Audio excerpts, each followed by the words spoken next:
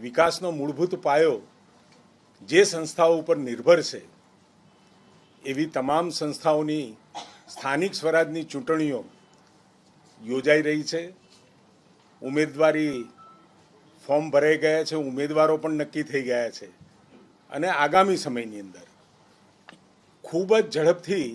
26મી તારીખે મતદાન લગભગ 9 કે 10 દિવસ સુધી આપણને સમય મળવાનો છે।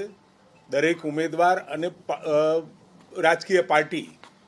પોતાના વિષયો એ પ્રજા સમક્ષ મૂકી અને મત માગવા જશે। અમદાવાદ મહાનગરપાલિકા પણ બધા જ વોર્ડની અંદર પોતાના ઉમેદવારો ઉતારી અને ફરીથી એક વખત સળંગ એનો જે ઇતિહાસ છે, વિકાસનો ઇતિહાસ છે, આદરણીય પ્રધાનમંત્રી મોદી સાહેબે જે વિકાસનો પાયો ગુજરાતમાં રચ્યો છે અને વિકાસ પથ ઉપર આખું ગુજરાત આગળ વધી રહ્યું છે અને અમદાવાદ પણ નવા ક્લેવરો સાથે, અને એમાં પણ જ્યારે વિશ્વાસ અને વિકાસની વાત હોય, પ્રયાસની પણ વાત હોય, ગઈ વખતે અમે જે વિઝન ડોક્યુમેન્ટ મૂક્યું હતું એમાંથી અમારા સર્વે પ્રમાણે 96% કામો અમારું બોર્ડ આદરણીય પ્રતિભાબેન, જતીનભાઈ, ભાઈ શ્રી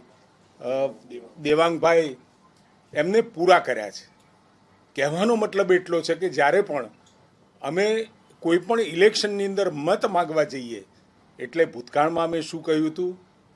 અને અત્યારે એની શું પરિસ્થિતિ છે, એની સાથે આગામી 5 વર્ષના કામો પણ અમે શું કરવા જઈ રહ્યા છીએ।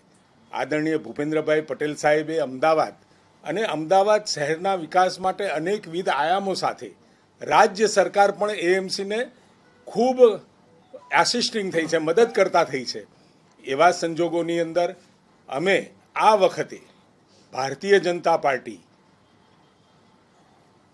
આવતા 5 વર્ષોનું વિઝન,